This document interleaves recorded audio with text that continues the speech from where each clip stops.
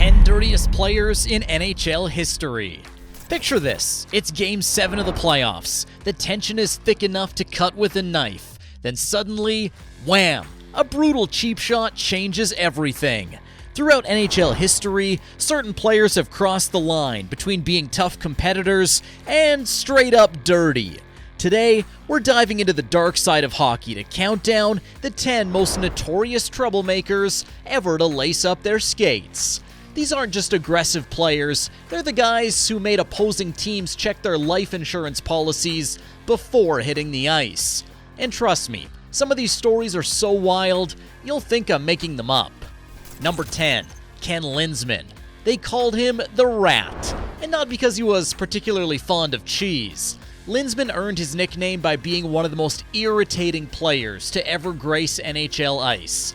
He specialized in the kind of cheap shots that would make even a boxing referee blush. His signature move, the low bridge hit, a dangerous technique of submarining opponents by going for their knees. This Rat had teeth, racking up 1,727 penalty minutes across his career. But unlike some of our other contestants, Linseman could actually play, scoring 807 points in 860 games. He was like a Swiss Army knife of annoyance, skilled enough to hurt you on the scoreboard and dirty enough to hurt you everywhere else. Number 9, Chris Simon. The term repeat offender might as well have been invented for Chris Simon. This guy racked up 1,824 penalty minutes in just 782 games. That's like spending an entire month in the penalty box. But it wasn't just the quantity, it was the quality of his infractions that earned him a spot on this list.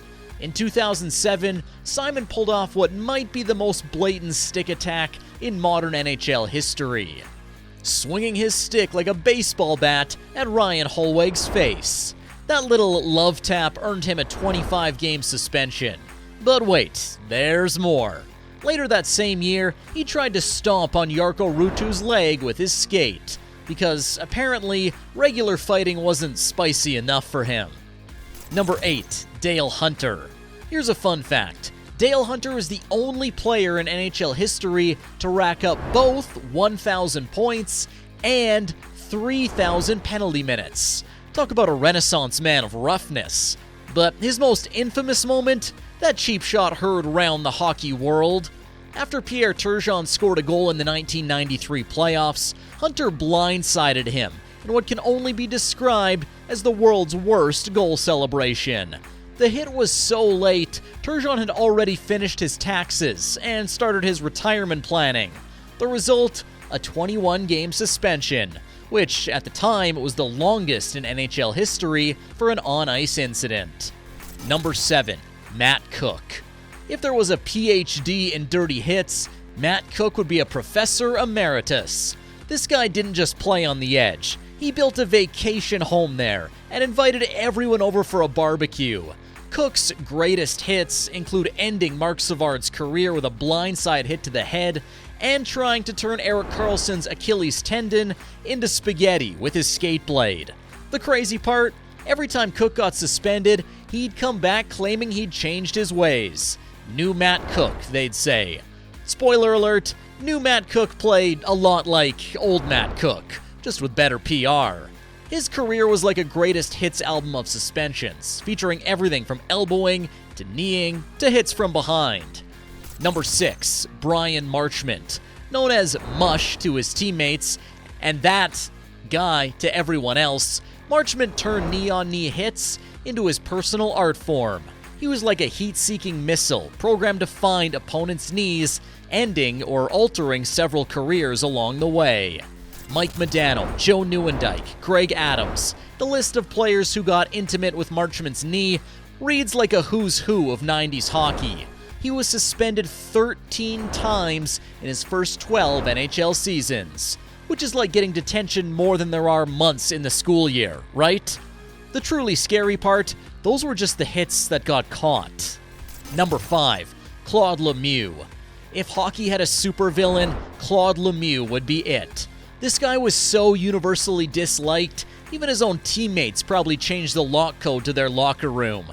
But here's the thing, He was actually good at hockey, which made him even more infuriating. His most notorious moment, the hit on Chris Draper in the 1996 playoffs that launched one of the greatest rivalries in sports history. Lemieux checked Draper from behind, sending him face first into the boards. The hit was so bad, it took Draper multiple surgeries to reconstruct his face. The Red Wings' Avalanche blood feud that followed was like a hockey version of Game of Thrones, minus the dragons. But what made Lemieux special was his timing. He didn't just play dirty, he played dirty when it hurt the most. Playoff time was his specialty, earning him the nickname Pepe Lemieux, after the notorious skunk. The difference? At least the skunk warns you before it sprays. Number 4, Ulf Samuelsson. Ulf Samuelsson played hockey like someone who woke up every morning and chose violence. His specialty? Knee-on-knee hits that made orthopedic surgeons retire early. Just ask Cam Neely, whose career was essentially ended by Samuelsson's repeated knee hits. The Swedish defenseman was so notorious that teams would specifically warn their players about him before games. Watch your knees, watch your head, and maybe wear full body armor if you have it lying around. He was like the hockey equivalent of a warning label. Danger may cause serious injury to knees, pride, and career prospects. What made Ulf particularly infuriating was his selective memory when it came to his own actions.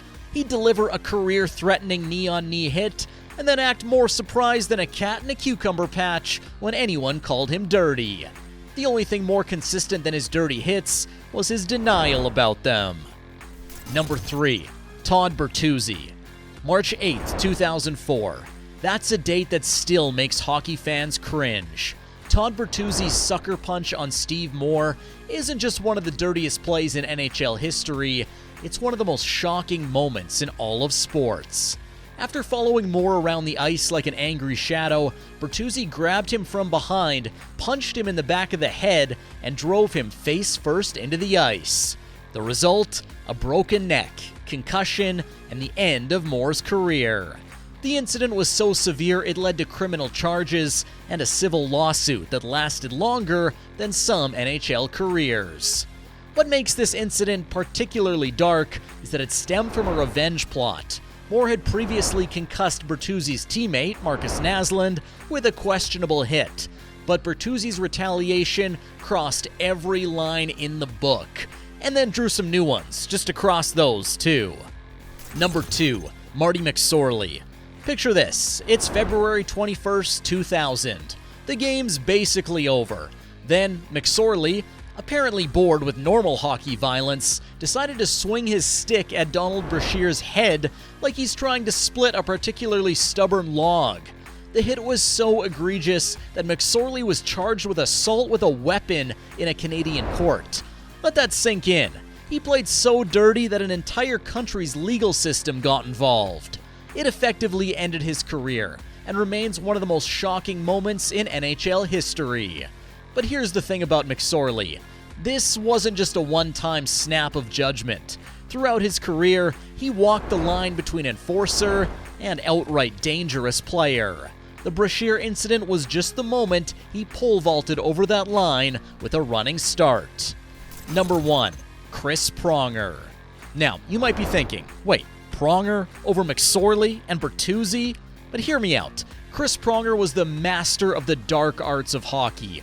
He wasn't just dirty, he was surgically dirty. He elevated cheap shots to an art form. Pronger had this unique ability to play right on the edge of legal and illegal, often stepping over that line with the grace of a ballet dancer wearing brass knuckles. Elbows to heads? Check. Stomping on players with his skates? You bet. Cross-checks to the back? He handed those out like Halloween candy. But here's what made Pronger truly special. And terrifying. Unlike our other contestants, he was also one of the best defensemen to ever play the game. He could beat you with skill, then beat you up, then stomp on your hand while the ref wasn't looking. He was like a Swiss Army knife of hockey villainy. These 10 players represent the darker side of hockey history. They're the guys who made the sport more dangerous, more controversial, and sometimes more exciting. But here's a question that keeps hockey fans up at night. In today's NHL, with its focus on player safety and strict enforcement, could these types of players even exist? Maybe the real question isn't who were the dirtiest players in NHL history, but rather, who's carrying on their legacy in today's game? Because, let's face it, where there's ice, there's always going to be someone willing to crack a few eggs to make their hockey omelet.